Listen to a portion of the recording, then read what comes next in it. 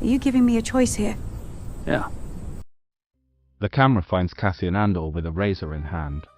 He draws the blade across his face, erasing stubble, erasing identity, erasing the man who killed 2 corporate security guards on Orlana 1. He's demolishing his old self. By the time Luthen Rael enters and says think of a name, Cassian has already begun the work of disappearing. While this seems like a ritual he knows well, how to disappear, on this occasion it's clearly Luthen that has instructed the change of appearance. You can't be an Imperial Air Force squaddy with a beard and moustache, even one as glorious as Cassian's. When Cassian calls himself Clem, he doesn't just pick a name, he exhumes one. As we know, it's the name of his adoptive father, hanged by the Empire. Carrying it into danger is both disguise and memorial. I also wonder if there's an element of Cassian's compartmentalization here. Luthen knows of Clem, there is no new information for him in going with this name. Outside the ship, the landscape of Aldhani stretches vast and unforgiving. It's the kind of terrain that breaks those who can't endure it. Vel Sartha and her team have been here for 5 months, eating roots and sleeping on rocks, and they've become like the land itself, hard, unyielding, shaped by deprivation. This is what rebellion looks like when you strip away the mythology, cold mountains and empty bellies and the slow erosion of everything comfortable about being human. The landscape itself is both a promise and a threat. This is beautiful, but it's hard. Which is exactly what Luthen is about to teach Vel about rebellion. Before he leaves, Luthen gives Cassian a trinket which serves 3 purposes: down payment, symbol, and leash. This kind of reminds me of the trope of usually women in historical fiction giving important personal tokens to men as a way of telling fate their man must be allowed to return from a war or dangerous journey. But if you believe it's personally important to Luthen in the way he makes out, you haven't been grasping Luthen. See, Cassian thinks it's his leash. He expresses skepticism, but Luthen will want to meet to cough up 200k in return for a 50k item. He thinks that when the mission's done, this guy's going to vanish. But by repeating that he wants it back, Luthen successfully negates this concern by giving the impression it means more to him than the money. Cassian thinks he has leverage. Of course, the irony is Cassian is the one in the dog collar here, being yanked back to Master after doing a trick. The way Luthen ends the scene is masterful. He uses a little code switching here, some linguistic mirroring, a well-known manipulation technique. Remember this? I'm giving you my word. For someone like Luthen, even if he had been buying the box, Cassian's word is meaningless. If that's not enough. That works for low-level deals with folks you'll run into again, and that's about it. But that doesn't stop Luthen using Cassian's own code, his own language, against him, saying, Giving you my word. With a finality that is only underscored by him marching purposefully out of the shuttle in a way that says this conversation is over. Cassian's convinced, like he had any choice. Outside, Vel approaches, and what happens is another masterclass in coercive choice architecture. A few times with Cassian we've seen Luthen give the illusion of choice where there wasn't really one. We've just seen it again, and now we'll see it with Vel. Of course she resists. Her and her team have been here for months, have sacrificed comfort and safety and normalcy. They have meant something by their suffering. The sudden insertion of a mercenary 3 days before the mission doesn't just create operational problems, it devalues the currency of sacrifice itself. If skill can be bought, if Luthen can simply rent competence when ideology proves insufficient, then what's the point in eating rocks or whatever they've been doing? Vel isn't arguing tactics when she yells about her team's deprivation. She's arguing meaning. She's arguing moral purity. And Luthen, with perfect tactical clarity, refuses to engage the emotional content of her objection. You're wasting energy, he says, which is both dismissive and accurate. He doesn't defend Cassian's motivations or try to frame him as secretly sympathetic. He restates the operational reality. Pilot, he can shoot, he can lie. The mission needs these capabilities. Vel's feelings about purity and sacrifice are irrelevant to probability calculations. Look at me! You wanted to lead. This is what he comes to. That's the thesis of the scene, possibly of Luthen's entire philosophy. Leadership in rebellion is not noble. It is a sequence of impossible moral compromises. Lying to people you love, accepting help from people you despise, valuing mission success over personal relationships, and making decisions that will haunt you. Vel wants command, wants to be an architect of resistance rather than merely a participant. Luthen is showing her what that costs. You don't get to be pure and effective simultaneously. You don't get to preserve your integrity and win. Rebellion stripped of its heroic framing is corrosive. It requires you to become someone you wouldn't respect in peacetime. This is where Andor diverges most sharply from the broader Star Wars mythology. The franchise has always celebrated rebellion as inherently righteous, treated the Rebel Alliance as morally superior to the Empire by virtue only of opposing it.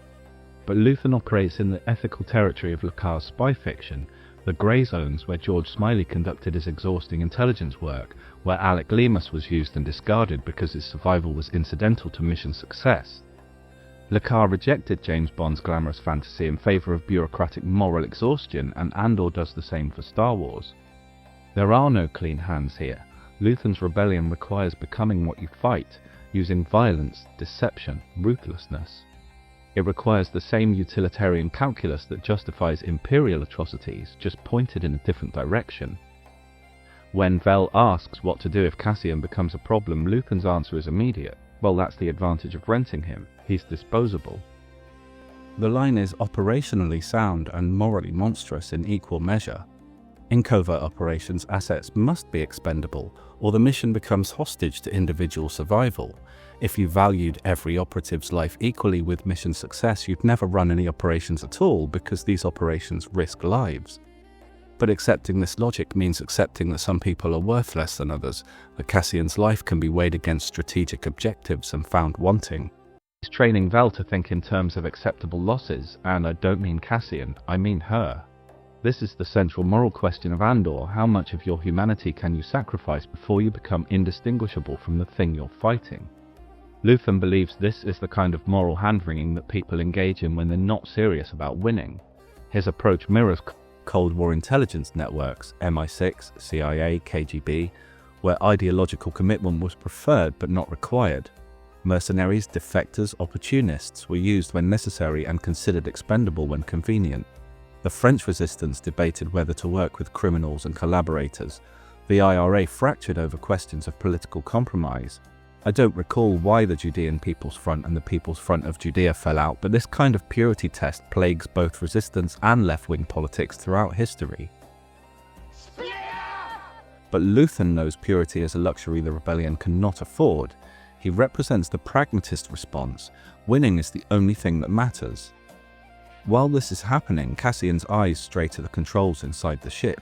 He's wondering, just for a moment, if he could simply vanish in this thing. The AI clocks it immediately and asks whether there's anything it can help him with, spoken politely but dripping with the implied threat of, "Yeah, try it, mate." Something I can help you with? Back outside, as always with Luthen, he structures the choice to ensure Vel arrives at the correct answer. Take him or call it off, he says, presenting a binary that technically offers agency while functionally eliminating real alternatives. Calling off the mission means admitting failure, wasting 5 months of prep. And what Luthen knows all too well is that Vel wants this. He already knows she won't be choosing to call it off. Luthen only deals in doors that open one way. Vel isn't fanatical. She's in the gravity well of zealotry, but she's not there yet. She's hungry. She's at that dangerous stage between belief and need where conviction starts to feel like oxygen. On top of that, 5 months of suffering and laser-focused preparation has fused her identity with the mission. If she pulled out now, she'd probably be traumatized on some level. What would she even be if she simply went home now? When he tells Vel she'll lie to her team about Cassian's origin, that she'll tell him it was always part of the plan, he's implicating her in his methods. He's reminding her that leadership means constantly deceiving people you respect, that command requires betraying your team's trust for strategic advantage. Whether he was actually planning on shutting them down is unclear. Without Cassian, it's obviously the right call though, so I think he probably does mean this. Then we hear a moment of undeniable truth from Luthen. This has to be a win, Vel. For once, we know what he's saying is true. We don't need to question this. This is make or break. With the risk involved when he went to get Cassian, we know he means this. At least 2 people on this mission know his face, and one, as we'll come to learn, knows exactly where to find him. If it fails, the rebellion will lose momentum. If they're captured, Luthen's going to be hunted down. He knows where to find his main collaborators. The stakes are existential. Vel's resistance ultimately collapses under the weight of strategic necessity. And then Cassian emerges from the ship, walking toward Luthen and Vel against the brutal, beautiful landscape. He's already compromised, erased himself through razor and alias, accepted money over meaning, entered a trap disguised as an opportunity. He's not joining the rebellion, he's being used by it, inserted as critical redundancy into a team that doesn't want him. And he walks towards two people who just agreed in a conversation he didn't hear that his life is disposable. What does it cost to fight the Empire? The question hangs over Aldhani like the mountains themselves, ancient, immovable, indifferent to human suffering. The answer is everything. Your identity scraped away with a razor, your integrity traded for operational advantage, your sense of meaning devalued by the discovery that sacrifice can be replaced with salary, your humanity slowly eroded by the acceptance that some people are tools and that tools can be discarded. The rebellion is as hard and beautiful as the landscape that shelters it, awe-inspiring in scope, unforgiving in its demands. Vel wants to lead, wants to be part of something larger than herself. Luthen is teaching her that larger than yourself means smaller than yourself, shrinking your moral universe until mission success is the only virtue that remains. Perhaps this is how rebellions often die from the inside, not defeated by the Empire but consumed by their own pragmatic ruthlessness. Transformed so completely by the logic of necessary evil that victory becomes indistinguishable from defeat. The show doesn't answer this question, it simply shows us Cassian walking towards his fate, Vel learning the price of winning, and Luthen orchestrating compromise with the precision of a man who's already sacrificed everything, including his peace of mind. The architecture of compromise is already complete. Luthen built it, Vel is learning to maintain it, and Cassian is being mortared into its foundations, one more necessary piece in a structure that will stand long after he's gone. This is how rebellions work. Someone builds the machine, someone learns to operate it, and others become the fuel. The only question is whether that machine is building something worth the human cost of running it. And that question, like the mountains, has no answer. Only wait.